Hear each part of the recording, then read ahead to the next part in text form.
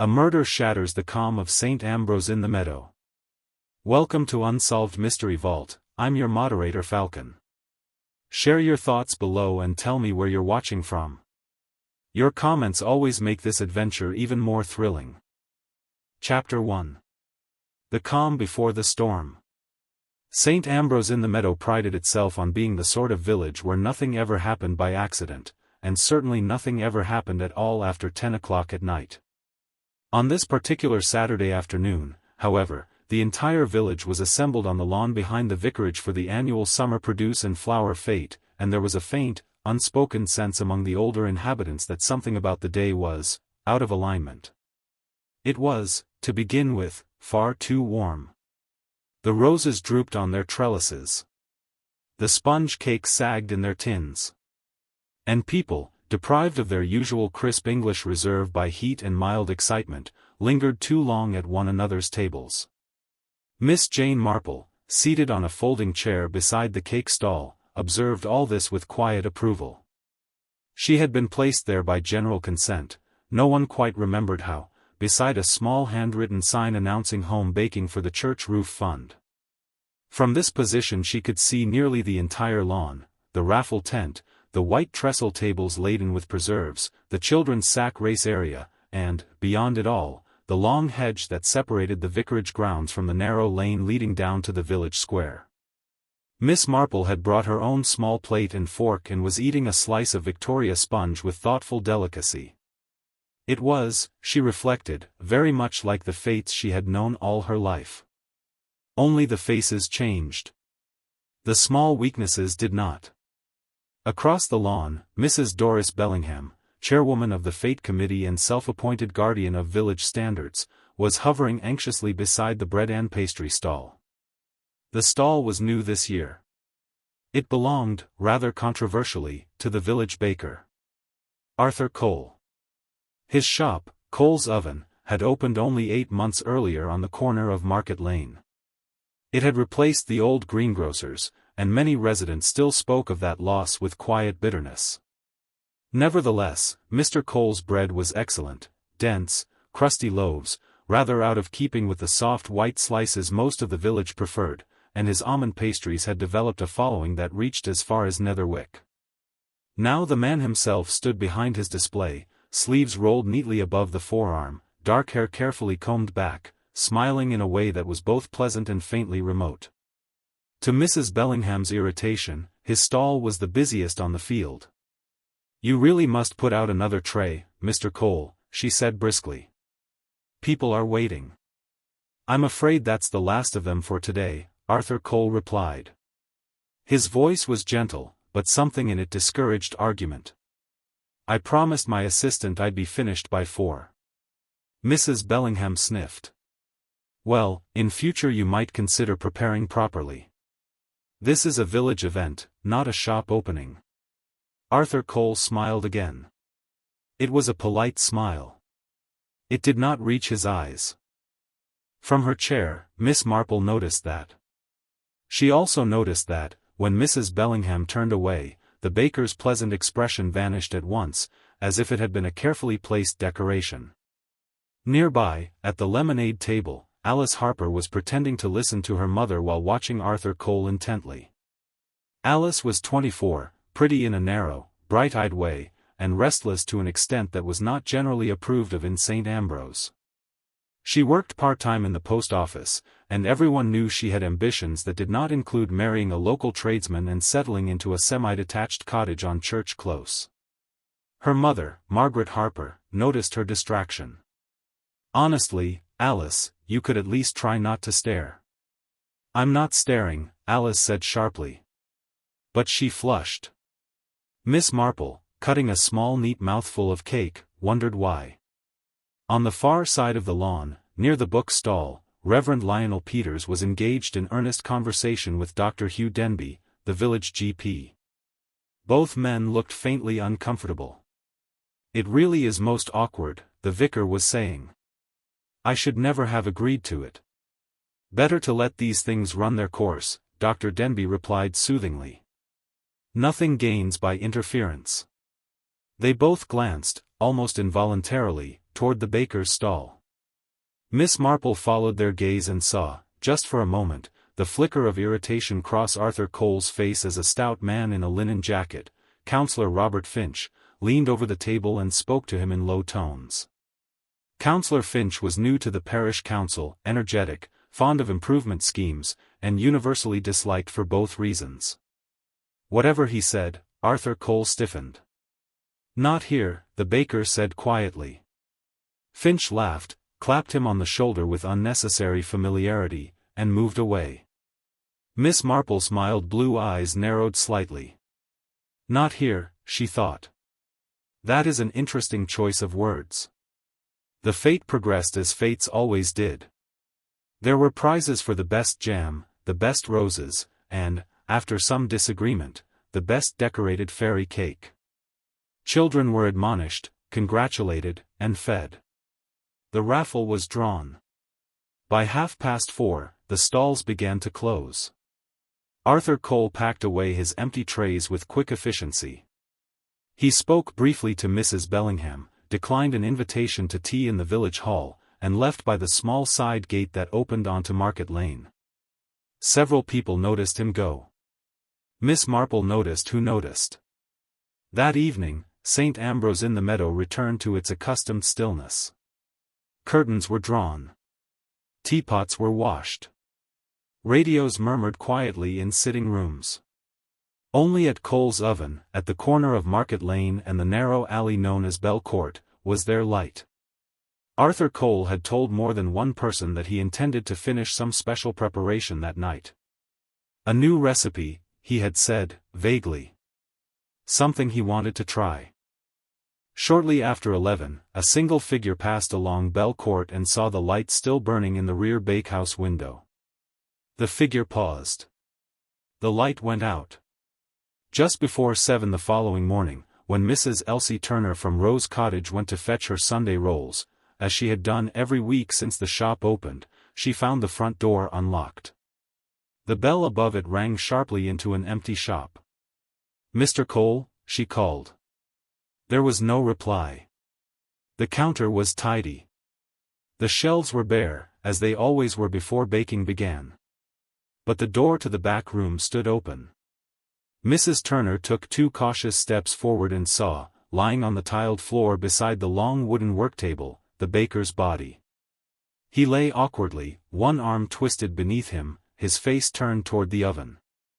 There was a dark, spreading stain beneath his head. Mrs. Turner's scream cut through the quiet Sunday morning like a knife. By 8:30, St. Ambrose in the Meadow was no longer a village where nothing ever happened. Police cars stood awkwardly in Market Lane. A small knot of villagers gathered at a respectful distance, whispering urgently. Miss Marple, standing a little apart beside the low stone wall opposite the bakery, listened. "Murder, they say," whispered Mrs. Bellingham, her voice trembling with a mixture of horror and excitement. "Quite dreadful. Simply dreadful." Alice Harper stood rigid beside her mother, her face pale.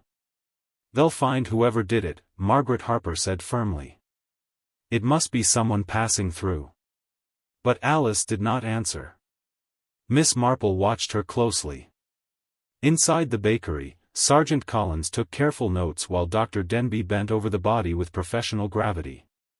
There were already, Miss Marple observed, far too many confident opinions circulating on the pavement. And far too many people who seemed, beneath their shock, to be remembering things they would very much prefer not to remember at all. She folded her hands over her handbag and sighed very gently. It was, she reflected, such a very ordinary little village. And such very ordinary people. Which, in her long experience, made everything quite infinitely more dangerous. Chapter 2. The village begins to talk. The news traveled with astonishing speed for a place that claimed to dislike excitement. By 10 o'clock, it was no longer a matter of quiet murmurs along Market Lane. It was certainty, embroidered and reshaped with each retelling. Arthur Cole had been found dead in his own bakehouse. The police were in charge. No one was allowed inside. And, this was said with particular relish, there were signs of a struggle. Miss Marple heard this last detail twice within the space of 5 minutes. She did not repeat it. Instead, she accepted Mrs. Bellingham's arm and allowed herself to be guided gently away from the growing knot of villagers. "It's not right for people to be standing about gawping," Mrs. Bellingham said in a low, offended voice. "I told Sergeant Collins that myself. A decent village knows when to give the authorities space." Miss Marple inclined her head. "Yes, dear. Quite so." They walked slowly toward the small green beside the war memorial, where several familiar figures had already gathered as though drawn by instinct rather than intention. Dr. Denby stood with the vicar, their heads close together. "I can say nothing officially, of course," the doctor murmured. "But it is not an accident." The vicar closed his eyes briefly. "Poor man," he said. "He was difficult, perhaps. But that is not a crime." Miss Marple noticed the faint hesitation before the word difficult. Mrs. Turner, who had discovered the body, sat stiffly on the low stone bench, wrapped in a cardigan someone had thrust upon her. "I only wanted my rolls," she kept repeating. "I rang the bell, and it rang and rang." "That door should never have been left open," Mrs. Bellingham said firmly. "It isn't like him at all." A small detail, Miss Marple thought, but a very confident one. Near the edge of the green, Councillor Finch was speaking animatedly to 2 men from the parish council. "Terrible business," he said. "Absolutely terrible. Still, one does wonder what sort of people drift into small communities these days. No proper roots. No family connections. You never really know who you're dealing with." One of the men nodded. Miss Marple observed that Finch's gaze slid, not toward the bakery, but toward Alice Harper, who stood some distance away with her arms folded tightly across her chest. Alice's mother was talking rapidly to anyone who would listen. A dreadful shock for everyone. "But I always say, you can't be too careful with strangers. We've had a very settled life here for years." Alice turned away abruptly and walked toward the hedge bordering Bell Court. Miss Marple watched her go. At precisely 10:15, a second police car arrived, and with it a tall, narrow-faced man in a dark coat whom several villagers recognized from previous, far less dramatic occasions. Detective Inspector Grant. He spoke briefly to Sergeant Collins and then entered the bakery. The crowd thinned reluctantly. Miss Marple lingered. She had no intention of obstructing anyone. But she had learned, long ago, that people behaved very differently when they believed themselves no longer observed. Mrs. Turner was helped away. Mrs. Bellingham bustled off to organize tea in the hall, for those who need it. Councillor Finch disappeared briskly down Market Lane. Only Alice Harper remained, standing near the narrow mouth of Bell Court. Miss Marple approached her quietly. "My dear," she said gently, "you look quite faint. It has been such a shock for us all." Alice started. "Oh, Miss Marple. I'm fine. Really." But her voice wavered. Miss Marple smiled kindly. "I always find it helps to sit down after unpleasant excitement. One's knees are not what they used to be." Alice hesitated, then nodded. They moved together to the low wall by the hedge. For a few moments, neither spoke. Then Alice said suddenly, in a low, fierce voice, "They're all pretending." "Pretending, dear?" "That they didn't know him. That he was just some baker who arrived out of nowhere." Miss Marple considered this. "He had been here 8 months, she said mildly. That can feel like quite a long time in a small place." Alice laughed shortly. "You don't understand." Miss Marple's expression suggested that she might. "You were fond of him," she ventured. Alice looked down at her hands. "No. That's what everyone thinks." She said it with unmistakable bitterness. From the bakery, voices drifted faintly through the open front door. The low murmur of men accustomed to speaking carefully. Alice lifted her head. He wasn't what people thought, she said abruptly. Miss Marple's eyes were gentle and incurious. No one ever is, she replied. Alice drew a sharp breath, as though she had almost said more than she intended. He argued with people, she said instead. A lot. I saw him, yesterday. After the fete. Counselor Finch went after him. Miss Marple appeared faintly surprised. Did he, dear? Yes. Right here. Alice nodded toward Belcourt. They were talking. Not nicely. Miss Marple folded her gloved hands. I expect the counselor is very enthusiastic about village matters. Alice flushed. That wasn't about village matters. Miss Marple made no comment. Across the green, Dr. Denby emerged from the bakery and paused to speak to Inspector Grant. Miss Marple saw the small, economical shake of his head. Alice followed her gaze. They won't tell us anything, will they?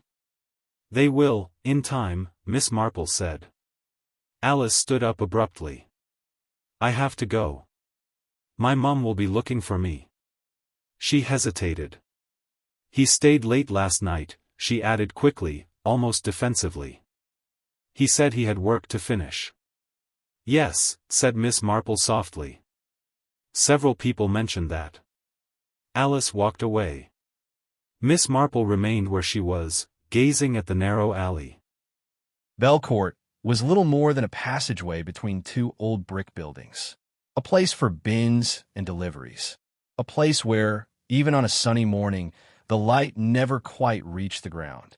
A single delivery crate stood against the wall, just beneath the small rear window of the bakery. Miss Marple noticed, without quite appearing to do so, that its lid was askew. She noticed, too, a pale scatter of flour dust along the edge of the alley, leading toward the back door. It was already being disturbed by passing feet, and she thought, with a faint tightening behind her mild eyes, how very easy it was for something small to disappear entirely, once everyone was quite sure they already knew what had happened. Chapter 3. A Convenient Answer. By early afternoon, the quiet sympathy of the morning had already begun to harden into something far more decisive. Miss Marple heard it first in the queue at the butcher's, and then again, more confidently, outside the post office. The same idea, repeated with only minor variations. It must have been someone from outside the village. St. Ambrose, after all, did not produce murderers. Miss Marple accepted this comforting conclusion with a small, vague smile and carried her parcel of lamb chops home, reflecting that people were always inclined to believe in danger only when it arrived neatly labeled and safely distant. She had just placed the chops in her small refrigerator when there came a brisk knock at the door. It was the vicar's wife, Mrs. Peters, pink-cheeked and faintly breathless. "Jane, I do hope I'm not disturbing you. Inspector Grant is at the vicarage, and he wondered, well, if you might be willing to speak to him." Miss Marple looked properly surprised. "To me, my dear. Well, you were at the fete, and you do know everyone so very well. It might help." Miss Marple hesitated just long enough to appear modest. "If you really think it would be useful." At the vicarage, Inspector Grant rose politely when she was shown into the small sitting room. He was a courteous man, Miss Marple decided, but impatient beneath it. "Miss Marple, thank you for coming. I'm speaking to a number of villagers who were present yesterday afternoon. I understand you spent most of your time near the stalls." "Yes," said Miss Marple, "by the cakes." That seemed, briefly, to disconcert him. "Did you notice anything unusual about Mr. Cole's behavior?" Miss Marple considered carefully. He was busy. The inspector waited. "And perhaps a little preoccupied," she added apologetically. "It is difficult to run a stall, I imagine." Grant smiled thinly. "Did you see him speak to anyone in particular?" "Well," Miss Marple said gently, "there were several people. Mrs. Bellingham, of course. And Counselor Finch spoke to him for a moment." Grant looked up sharply. "Oh, yes, just before Mr. Cole packed up. Do you recall anything about that conversation?" Miss Marple shook her head. "I'm afraid not.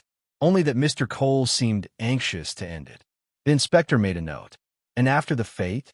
I saw him leave by the side gate. Did anyone go after him? Miss Marple paused, as though searching her memory. I believe Counselor Finch went in the same direction a little later. Though, of course, that may mean nothing at all. Grant's pen hovered. Quite. He asked a few more mild questions and then, with evident reluctance, allowed her to leave. As she walked home, Miss Marple reflected that the inspector's polite attention had not been directed at her. It had been directed at the smallest deviation from the very convenient story already forming in his mind. Someone from outside. Someone unknown. Someone who would not require the village to examine itself. The first crack appeared before 3 o'clock. It came in the form of a raised voice drifting from the open door of the post office. "I don't care what you say, Margaret.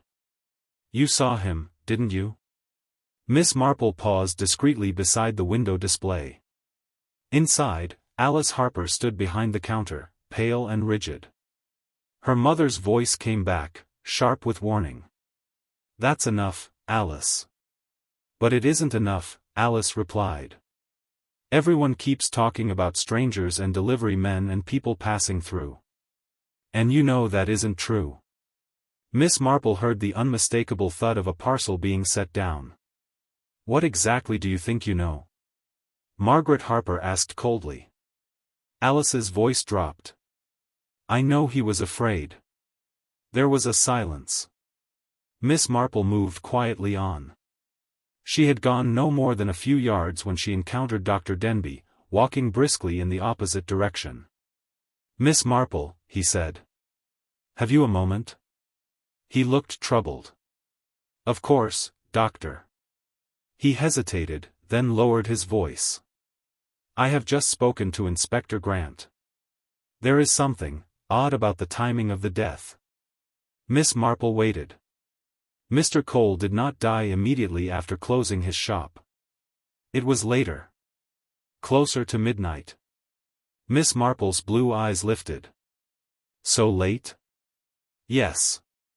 And yet several people are quite certain he left shortly after 4 and was not seen again. I believe he mentioned having work to finish." "Yes," said Dr. Denby. "So I was told. But I examined the bakehouse this morning. There was no sign that baking had begun." Miss Marple absorbed this quietly. "No dough prepared?" "No." He sighed. "It may be nothing. But it troubles me." "It would trouble me too," said Miss Marple. They parted at the corner. Miss Marple walked slowly toward Belcourt. The alley was empty now. The delivery crate still stood beneath the window, but its lid had been closed. Someone had taken the trouble to set it neatly against the wall. She paused beside it, resting one gloved hand lightly on the rough wood. A memory surfaced, uninvited. An elderly maid in Stony Littleton, many years ago, who had moved a small table back into place after her employer had fallen. "Habit, miss," the girl had said simply. "I don't like things left untidy." Miss Marple smiled faintly. Inside the bakery, a shadow moved. She withdrew at once. The vicar emerged, looking flustered. "Oh, Miss Marple. I didn't see you there." "I was just passing," she said. "Inspector Grant is still inside. He has asked that we keep the rear of the shop closed." "Something about footprints." Miss Marple inclined her head. "Of course." As she walked away, she reflected gently that there had been many feet in Belcourt that morning. But only one person, she suspected, who would have cared enough about a crooked crate to put it straight. By early evening, the convenient answer was already beginning to look rather fragile. And someone in St. Ambrose knew it. Chapter 4. The Obvious Man. The next morning opened with a sense of uncomfortable purpose. St. Ambrose in the Meadow had reached the stage at which sympathy began to feel untidy, and a firmer arrangement of blame was required. Miss Marple encountered it first at the bakery's darkened window. A small group had gathered there, not quite looking in, but not quite able to stay away. "They say he threatened Arthur Cole," whispered Mrs. Bellingham. Who did? Asked someone eagerly. That man from the council. Finch. Miss Marple stood a little behind them, her presence unnoticed. He wanted the shop, didn't he? Another voice murmured. Something about a redevelopment scheme. Mrs. Bellingham nodded with authority. I heard he tried to buy the place before Mr. Cole took it. And there was a frightful row about planning permission only last month. The story was passing from mouth to mouth with gratifying efficiency. Counselor Finch was being fitted very neatly into place. Later that morning, Inspector Grant arrived at the vicarage once more and sent discreet requests for several villagers to come and speak with him. Counselor Finch was the first. He was seen entering through the side gate shortly after 10 o'clock. By 11, everyone knew. Miss Marple, who had been invited to tea with Mrs. Peters, arrived at the vicarage a little earlier than necessary. From the small drawing-room window, she could see the gravel drive and the narrow stretch of lawn beyond. Mrs. Peters hovered anxiously. I do hope this won't be too dreadful for him, she said. He is such a very energetic man, but I can't imagine him harming anyone. Miss Marple made a sympathetic sound. After nearly an hour, the front door opened. Counselor Finch emerged. He walked more stiffly than usual. His smile, offered automatically to Mrs. Peters when he noticed her at the window, was badly controlled. He did not look at Miss Marple. Mrs. Peters let out a small breath. Poor fellow. Miss Marple said nothing. Shortly after, Inspector Grant appeared in the doorway. Miss Marple, if you would be so kind. This time, the questions were rather different. You are quite certain, Grant said quietly, that Mr. Finch spoke to Arthur Cole yesterday afternoon? Oh yes, said Miss Marple. Quite certain. And that Mr. Cole seemed anxious to end the conversation. Yes. Did you observe anything of Mr. Finch's manner? Miss Marple reflected. He seemed irritated, she said reluctantly. But then, he does strike me as a very energetic person. Grant's mouth tightened. We have established that Mr. Finch had a disagreement with Mr. Cole regarding the future of that shop. Yes, said Miss Marple mildly. So I have heard. And that disagreement became heated. Miss Marple looked faintly troubled. How very sad. Grant leaned back. There is another matter. A neighbor in Belcourt reports hearing raised voices shortly before midnight. Miss Marple lifted her eyebrows. Oh dear. The voice was male. The witness could not identify it positively, but is convinced it was Mr. Finch's. Miss Marple said gently, It is very dark in Belcourt at night. Grant looked at her sharply, then allowed a thin smile. Yes. It is. When Miss Marple returned home, she found a note pushed beneath her door. Can I speak to you later? Please. A. It was unsigned, but unnecessary. Alice arrived shortly after dusk. She stood awkwardly in the small sitting room, twisting the strap of her handbag. They think it was him, don't they? She said abruptly. Counselor Finch? Yes. Miss Marple poured tea. They are considering him very carefully. Alice laughed bitterly. He's not the sort who would lose his temper and hit someone. He talks. He threatens. He writes letters. Miss Marple glanced up. You seem quite sure. Alice flushed. I hear things at the post office. Miss Marple nodded. And you wanted to tell me something? Alice hesitated. He was here. Arthur. Late. Much later than people think. Miss Marple's hand stilled on the teapot. You saw him? Alice shook her head. I heard him. I live just above the sorting room, remember? The back of the post office looks straight down Belcourt. Yes, of course. I couldn't sleep, Alice said quietly. It was after 11. I heard the back door open. Someone went in. And then? Then voices. Miss Marple's eyes were very attentive. 2? Alice swallowed. I think so. A small pause. 1 was Arthur. I know his voice. And the other? I don't know. It was lower. Quieter. Was there anger? Alice nodded. Yes. Miss Marple waited. There was something else, Alice said reluctantly. Afterwards. Much later. I heard someone move the crate. Miss Marple did not move. The delivery crate? Yes. It scraped. She made a small sound in her throat. I didn't think anything of it at the time. No, said Miss Marple gently. Of course not. Alice stared at her. They won't listen to me. If I tell them that, they'll only say it must have been Finch. Miss Marple met her gaze kindly. And do you believe it was? Alice shook her head. No. Why not? Alice's voice was barely audible. Because the person who moved the crate did it very carefully. Miss Marple smiled. My dear, you have been most helpful.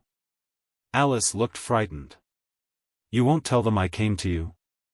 I think, said Miss Marple softly, that we shall wait until there is something worth telling. Chapter 5. The smallest detail.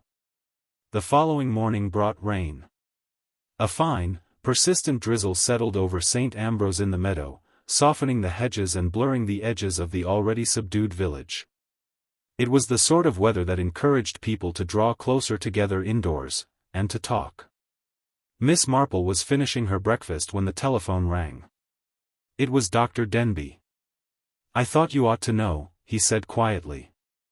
Inspector Grant has asked me to remain available this morning. They are taking Counselor Finch in again. I see, Miss Marple replied gently. There is something else, the doctor added after a pause. The blow to Mr. Cole's head was not delivered with any of the implements from the bakery. They have ruled out an accident completely. I should imagine so, said Miss Marple. She replaced the receiver and sat very still for a moment, gazing out at the small rain-darkened garden. The sparrows were hopping busily beneath the bird table, untroubled by human tragedy. Carefully, she put on her raincoat and took her umbrella. If people wished to talk, one only had to place oneself where they naturally did. The village shop, temporarily doubling as a gathering point now that the bakery was closed, was unusually lively. Miss Marple found Mrs. Bellingham already installed near the counter. They say the police searched his car, she whispered eagerly. Finch's, I mean. Very thoroughly. Did they find anything? Miss Marple asked. Well, nothing that anyone is prepared to admit to just yet, Mrs. Bellingham replied with faint disappointment. Behind the counter, Margaret Harper served in brisk, efficient silence. Alice stood at the sorting shelves, deliberately keeping her back to the customers. Miss Marple waited until her turn came. A stamp for a letter, please, dear. Alice handed it to her without looking up. Miss Marple lingered. My joints do complain in weather like this, she said mildly. It quite reminds me of the summer when poor Mr. Greenfield slipped on his back step and everyone was convinced he had been pushed. Alice's hand faltered. Was he? She asked quietly. No, said Miss Marple. But a great many people felt much better once they had decided who would have done it. Alice met her eyes briefly. Later, as Miss Marple left the shop, she found Inspector Grant standing beneath the awning, speaking to Sergeant Collins. He turned at once when he saw her. Miss Marple. I was intending to call on you later. How very kind. I wonder if you might clarify something for me. Of course. You were in Belcourt on the morning the body was discovered? Yes.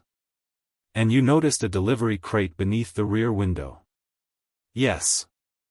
Grant studied her. That crate has been there for some weeks. It belongs to the dairy. "Oh," said Miss Marple, as though mildly surprised. "How useful." "Why should it be useful?" Miss Marple considered. "Well," she said apologetically, "because I was wondering why anyone would trouble to move it at all." Grant's eyes sharpened. "Move it?" "It was not quite in the same position yesterday afternoon," Miss Marple explained gently. "It was closer to the wall this morning. And the lid had been closed." The inspector said nothing. "The dairy driver," Miss Marple went on, "is a rather untidy young man. My nephew knows him. He never bothers with lids." Grant thanked her and walked away at once. Miss Marple continued on her way.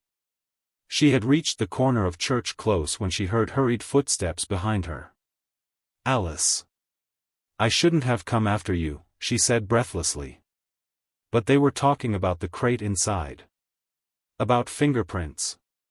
And I thought. "Yes, my dear. They're going to say it proves someone climbed up to the window.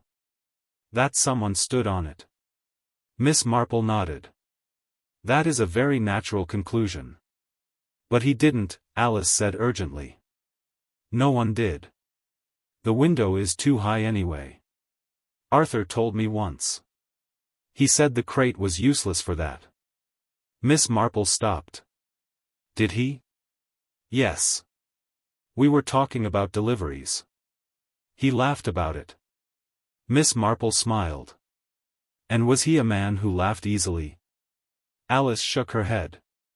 "No." They stood in the quiet lane, rain whispering on the leaves. "My dear," Miss Marple said softly, "you were more observant than you realize." Alice stared at her. "You think it matters, don't you?" "I think," said Miss Marple gently, "that when something appears to help a story along very conveniently, one should be particularly careful with it." That afternoon, the village learned that Counselor Finch had been released. The announcement arrived almost theatrically, spreading from the post office to the green, and then onward to every kitchen and sitting room. There was a brief, awkward pause in the general confidence. And into that pause slipped a far less welcome idea. Perhaps the obvious man was not the right one after all. Miss Marple, seated by her window as the light faded, reflected quietly on the small, careful scrape of a wooden crate being set back into place. Not the sound of someone hurrying, but of someone restoring order. Chapter 6. Whispers behind closed doors. The days that followed Arthur Cole's death carried a peculiar stillness. Life in St. Ambrose in the Meadow attempted to resume its measured rhythm, yet an undercurrent of unease flowed beneath every polite conversation. People spoke in lowered voices, glanced over shoulders, and hesitated before mentioning the bakery at all. Miss Marple, as always, observed quietly. She noted the small, telling details, the way Mrs. Bellingham's hands trembled as she arranged her ribbons on the Fate Committee's notice board, the unusual restraint in Counselor Finch's gait, and the fleeting glance of Alice Harper toward Bell Court, as though the alley itself held a secret too sharp to voice. It was on Thursday morning, when the rain had returned in soft, persistent sheets, that Miss Marple found herself invited to tea at the Harper household. Margaret Harper, clearly attempting to maintain normalcy, bustled about the small sitting room, offering biscuits and gentle smiles. Alice lingered near the window, her gaze fixed on the wet street outside. "You have had quite a shock, I suppose," Miss Marple said gently. Margaret's lips pressed together. "We all have." Alice seems more uneasy than most. "I can't imagine why. She has always been sensible." Alice spoke before her mother could redirect the conversation. "It wasn't the shock, Miss Marple. It's what people are saying. Everyone has a theory now. And none of them fit." Miss Marple inclined her head. "That is often the case. People are fond of filling in the blanks." "Yes," Alice said sharply, "and sometimes their stories cover things they would rather keep hidden." The words piqued Miss Marple's interest. She poured tea with deliberate care. "Such as?" Alice hesitated. Her small hands tightened around the window sill. Old arguments. Old debts. Things that that he knew about people. Things that might make someone very angry. Margaret looked startled. Alice, you mustn't. It's true, Mother, Alice interrupted. He didn't tell anyone, but he noticed. He remembered things. People like to forget, but he didn't. Miss Marple nodded thoughtfully. I have always found that a man who notices little things often knows far more than the rest of us realize. The conversation was interrupted by a sharp knock at the door. Margaret opened it to reveal Dr. Denby, damp from the rain, his expression tight.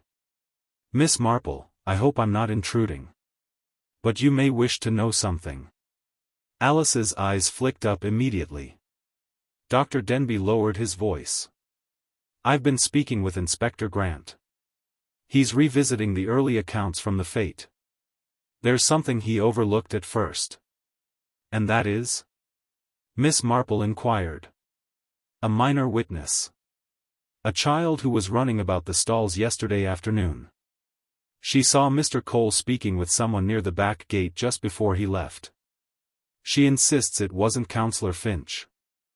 Alice leaned forward. Exactly. That's what I've been saying. Dr. Denby nodded. Yes, but the inspector dismissed it as fanciful. Now he's reconsidering.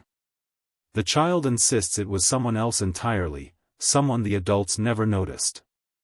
Miss Marple sipped her tea slowly, letting the information settle. Adults, especially in a small village, often miss what is plainly before their eyes, she said gently. They are too busy constructing stories that fit neatly with their own fears. Dr. Denby exchanged a glance with Alice. Exactly. And it seems this person had reasons to remain invisible. The room fell quiet, the rain murmuring against the windows. You see, Miss Marple, Alice whispered, it isn't the people who shout the loudest that are the most dangerous. It's the ones who are careful. The ones who make everything seem normal.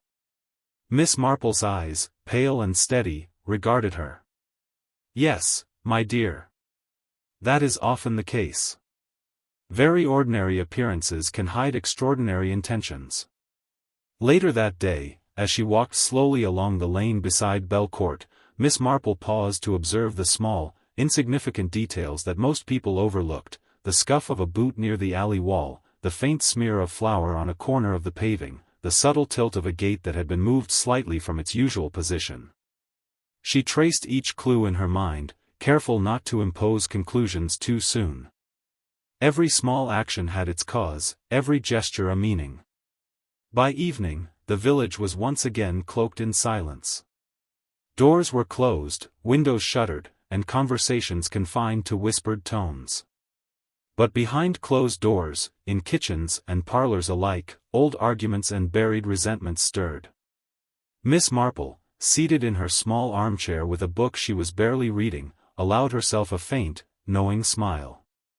She could feel the edges of the mystery beginning to take shape. The pieces that the adults insisted on ignoring, the small, invisible movements, the half-heard conversations, the careful restoration of order after a minor disturbance, were all starting to point towards someone very deliberate. And deliberate people, she knew from long experience, were far more dangerous than careless ones. The village believed it was inching toward an answer, yet Miss Marple knew that the truth would not be found in the loud accusations or convenient suspicions. It was in the whispers, the overlooked gestures, and the tiniest, most unassuming details. As the rain continued to fall outside, she folded her hands in her lap and allowed herself a small sigh. Soon, very soon, the pattern would become clear. And when it did, the quiet logic of human nature would reveal the murderer hiding in plain sight. Chapter 7. A twist in the shadows. It was on the following Saturday that St. Ambrose in the Meadow experienced the first true tremor of panic. The village, still unsettled from Arthur Cole's death, had grown accustomed to whispered theories and polite speculation. But the new development was far less forgiving of discretion. Miss Marple had been in her small sitting room, examining the back garden through the half-open window, when the first news arrived. A messenger, breathless from running in the rain, had appeared at her door. "Miss Marple," he panted, it's happened again at the bakery." She rose, calm and deliberate. "Again?" "Yes, miss.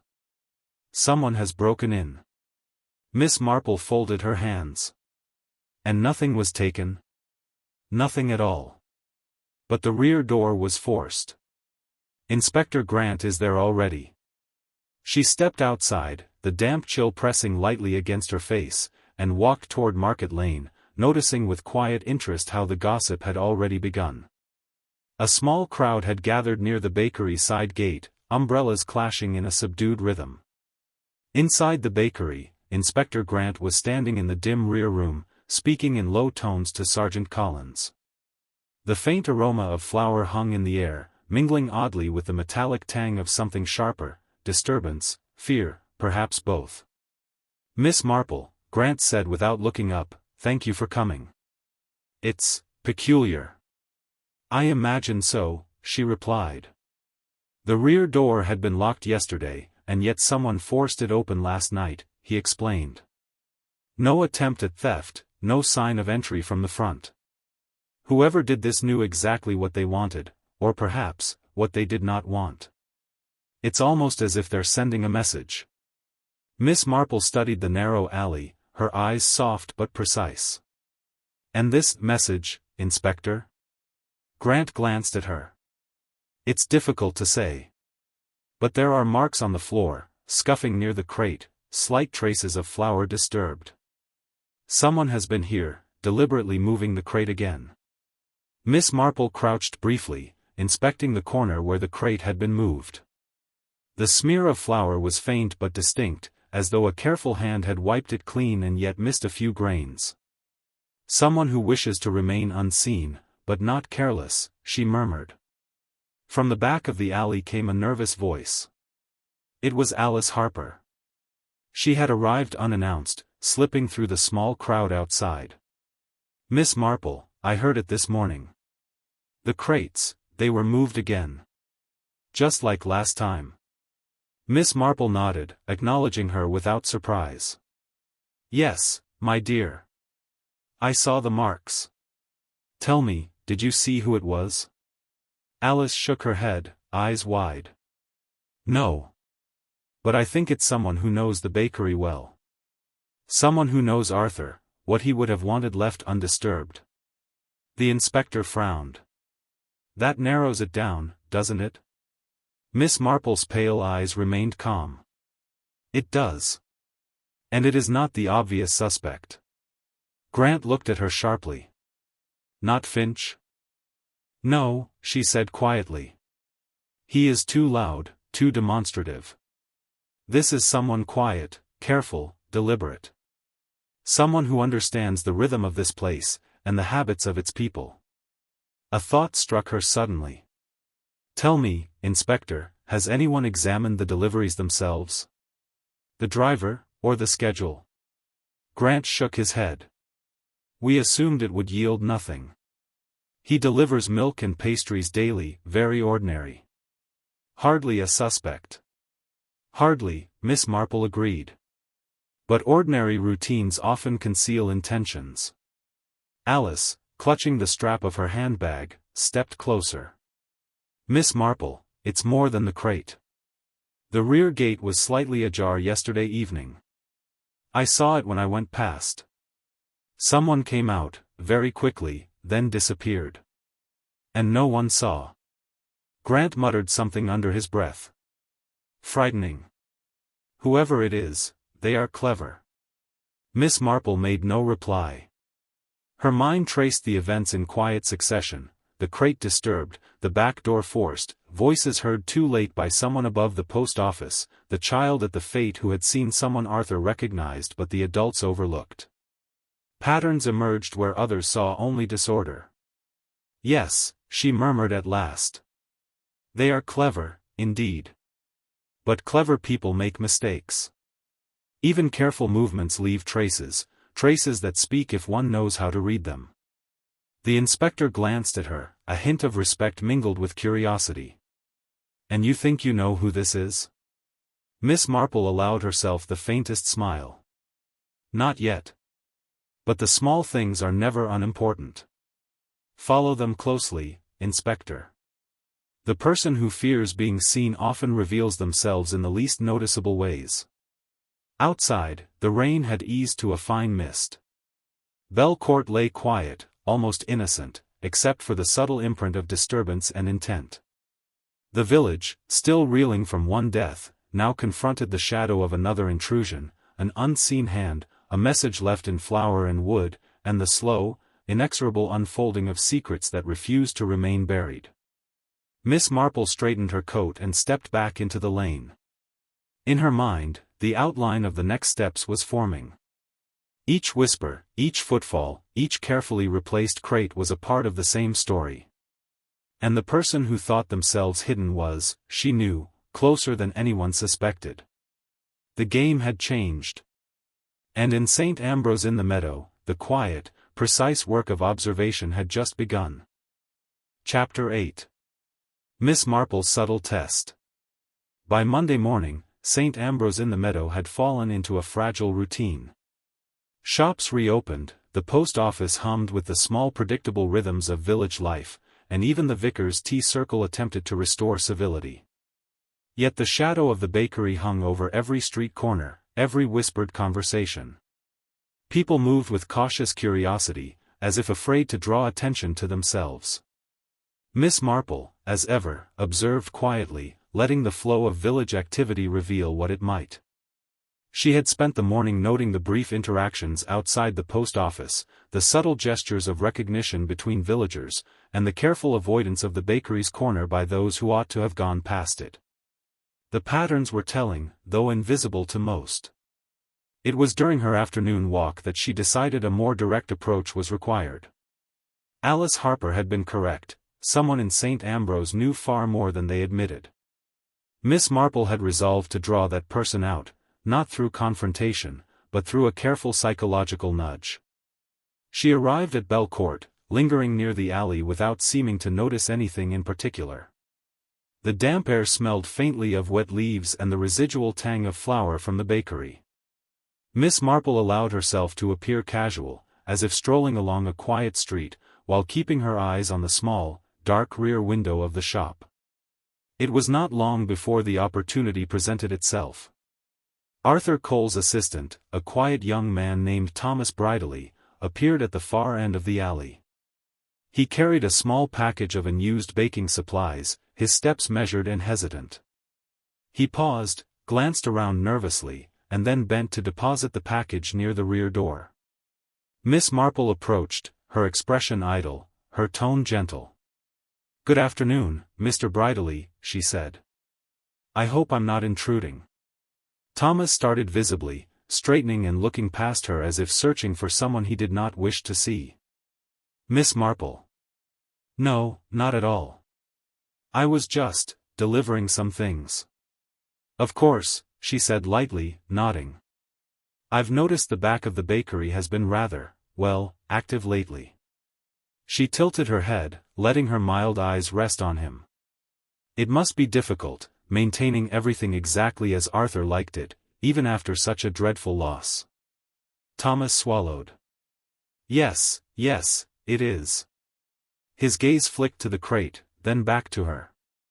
"I suppose some people are more particular than others." "Ah," Miss Marple murmured, "so very particular.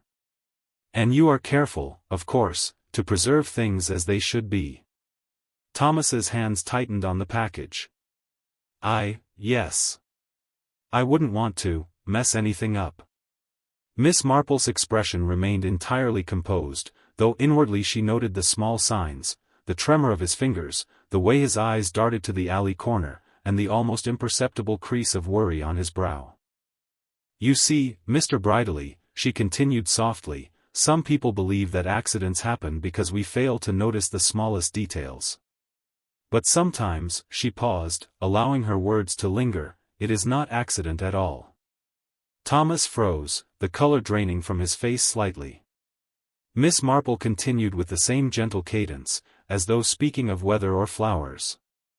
Someone who is careful, someone who knows precisely what must be preserved, might also be capable of other things, if they thought it necessary. One must always consider intention. The young man's lips parted, as though he wanted to speak, then closed again. His gaze flicked toward the crate, toward the alley, and back to Miss Marple, who remained serene and unflustered. "You understand, of course," she said quietly, "that I am only curious. Curiosity does not condemn anyone." Thomas nodded stiffly, setting down the package with a careful motion that seemed to emphasize control. I understand, Miss Marple. Truly." Miss Marple inclined her head. "Very good, my dear. That is all I wish to know for now." She watched as he moved away, the slight stiffness in his gait betraying unease. Inwardly, she noted the precise way he had moved the package, the care with which he had replaced the crate, and the momentary hesitation before retreating from the alley. When he was gone, she allowed herself a faint smile. The test had been subtle, almost imperceptible, yet it had been effective. People who carry secrets too carefully often reveal themselves in the smallest ways: the tilt of a shoulder, the way a hand lingers, the instinctive need to restore order where none seems required. Miss Marple remained by the alley a few moments longer, watching the muted bustle of the village beyond. She had learned much from the day's observations: the careful hand that moved the crate, the deliberate steps in the alley, and the small, unavoidable signs of guilt that even the most cautious person could not completely erase. The pieces were aligning. The obvious suspect, Counselor Finch, remained a convenient distraction, but Miss Marple now had in her mind the pattern of a far more subtle, deliberate presence. And it would only be a matter of time before that presence revealed the final, fatal detail, one that would make the mystery as clear as the morning light. For now, she walked back toward the center of the village, the rain beginning to ease, the air carrying the faint scent of wet earth and distant smoke from chimney stacks. In her calm, deliberate way, she already began to plan the next step, knowing that soon, very soon, the person who believed themselves unseen would provide the smallest slip, and the truth would finally emerge. Chapter 9. The Truth Unfolds. By Wednesday, the tension in St. Ambrose in the Meadow had become almost tangible. The village moved carefully, as though each step might disturb a fragile secret, yet the underlying anxiety was only heightened by the persistent uncertainty surrounding the bakery. People were no longer satisfied with speculation, they needed answers, and answers seemed stubbornly elusive. Miss Marple, as always, observed quietly from her armchair with a cup of tea in hand.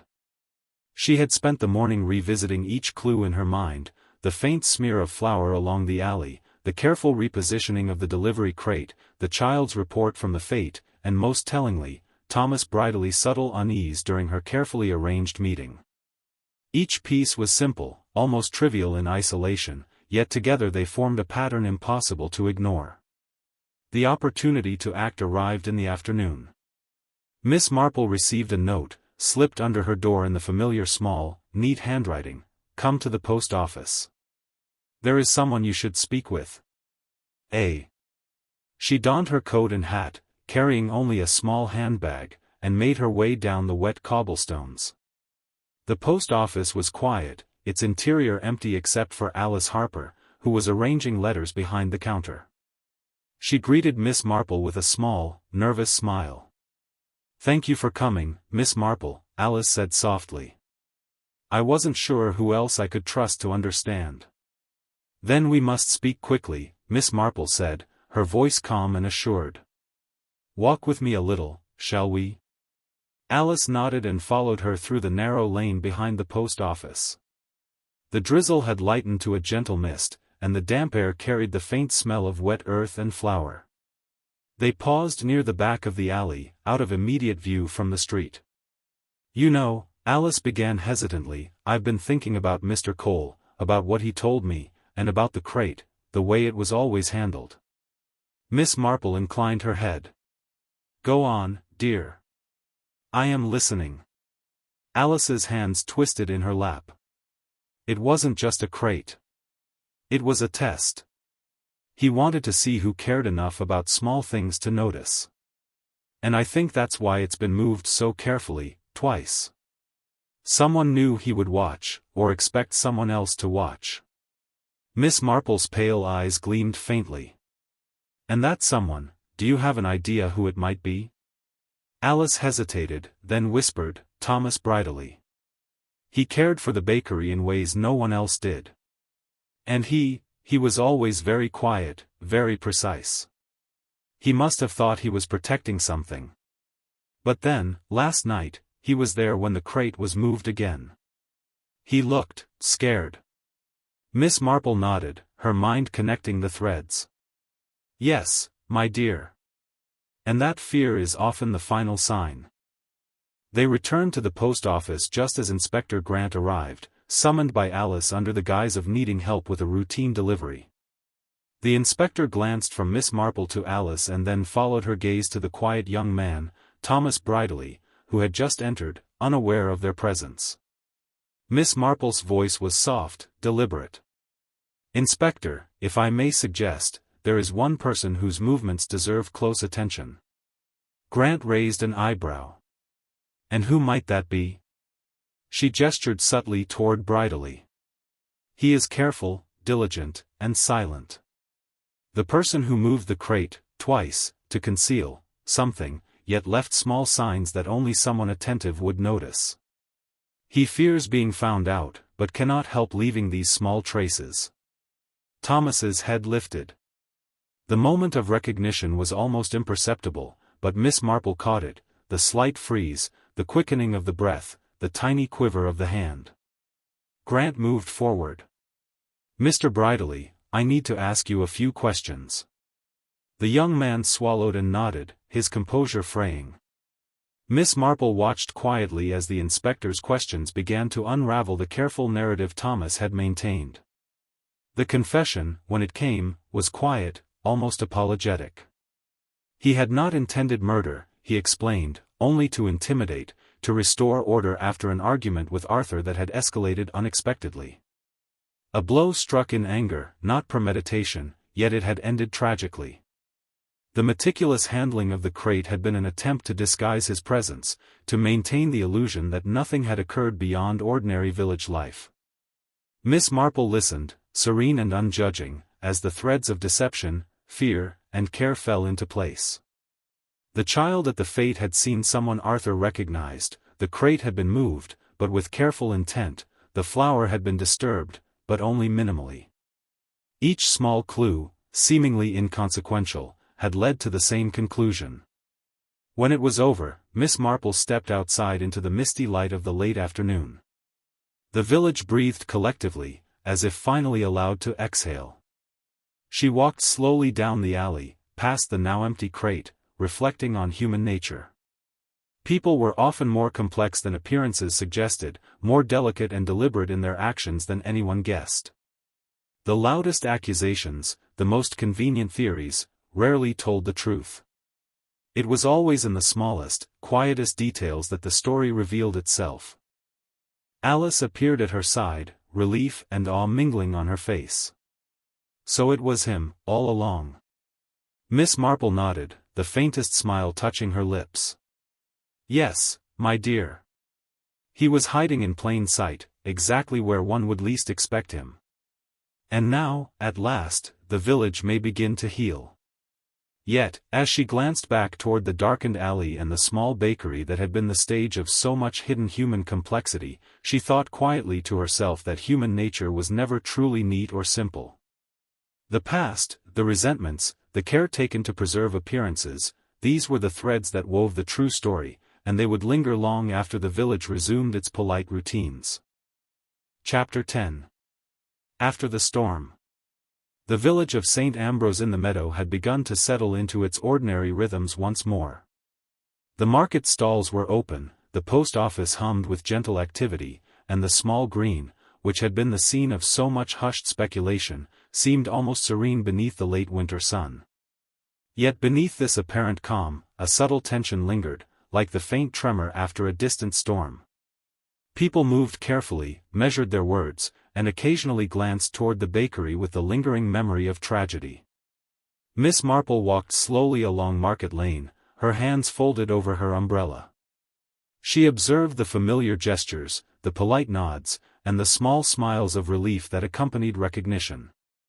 Thomas Bridley's confession and arrest had brought the official story to a close, yet she felt it was wise to ensure that every lingering doubt, every hidden nuance, had been acknowledged. Her first stop was the Harper household. Alice was tending the small fire in the sitting room, her hands busy but her mind clearly elsewhere. She looked up when Miss Marple entered. "I've been thinking," Alice said quietly. "About everything. About the crate, about the alley, about him. Thomas." Miss Marple nodded gently. "Yes, my dear. It is important to understand fully, not only what happened, but why." Alice hesitated, then continued. "He didn't mean to kill Arthur. I know that. But, he didn't think about what could happen. He thought he was fixing things. That's what frightens me most. That someone can be so careful and yet so blind." Miss Marple smiled faintly. "Careful people often believe they are invisible. But they leave traces, however slight, that speak louder than the words they hope to conceal." Alice's gaze lifted. "And the village? Will it ever forgive him?" Miss Marple considered this. "That, my dear, is not for us to decide. But it will remember.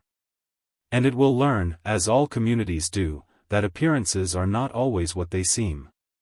Later that afternoon, Miss Marple returned to the bakery, now quiet under the gray sky. The front windows were cleaned, and the smell of freshly baked bread had returned, a small comfort to a village still tender from its grief. She paused by the alley at the rear, looking at the crate, now positioned correctly, undisturbed, as it had been before the tragedy. It was here that she reflected on the delicate web of human behavior that had led to the events of the past weeks. Counselor Finch had been a convenient distraction, loud and authoritative, yet entirely innocent. Alice's observations and the child's testimony had revealed truths others had overlooked. And Thomas Bridley, quiet, precise, devoted, had acted from a combination of loyalty, fear, and a desire to control outcomes beyond his understanding. Miss Marple walked back toward the village, pausing occasionally to note the subtle movements of her neighbors. Each person, in their gestures, revealed fragments of character, motivations, and memories. She had seen enough in St. Ambrose over the years to know that the smallest details, an altered position of a crate, a glance toward a shadowed alley, the careful phrasing of a casual remark, were often more revealing than the loudest declarations or the most dramatic events. By the time she reached her own garden gate, the sun had broken through the clouds, illuminating the wet cobblestones with a gentle warmth. She paused, letting the light fall on her hands, folded calmly before her. The village had endured. Secrets had been uncovered. Justice, in its quiet, precise way, had been done. She glanced toward the bakery one last time. Life would continue there, as it always did in a small village. Lessons had been learned, vigilance had been exercised, and yet, as always, the people of St. Ambrose in the Meadow would carry their stories privately, each memory layered with the complexity of human nature. Miss Marple turned back toward her own home, her steps measured and deliberate. In her mind, the events of the past weeks coalesced into a pattern as clear as the final rays of winter sunlight. Human motives, she reflected, were rarely simple. Pride, fear, devotion, and anger, all intertwined to create actions that seemed inexplicable until one observed closely, patiently, and without judgment. When she reached her small sitting room and settled once more in her familiar armchair, she poured herself a cup of tea and looked out over the quiet street. Outside, the village continued its careful rhythm, unknowing of the intricate truths that had been laid bare. And for Miss Marple, that was as it should be. The mystery was solved, the danger past, and St. Ambrose in the Meadow could once again breathe with a gentle, cautious peace. Yet in the quiet of her room, she knew that human nature, with all its subtle deceptions and unexpected depth, would always offer another story, another puzzle, for those willing to watch closely, notice carefully, and think quietly, as she always did. And with that, Miss Marple lifted her teacup, sipped gently, and allowed herself the faintest, knowing smile. The village had endured, the truth had been revealed, and justice, measured and deliberate, had quietly prevailed.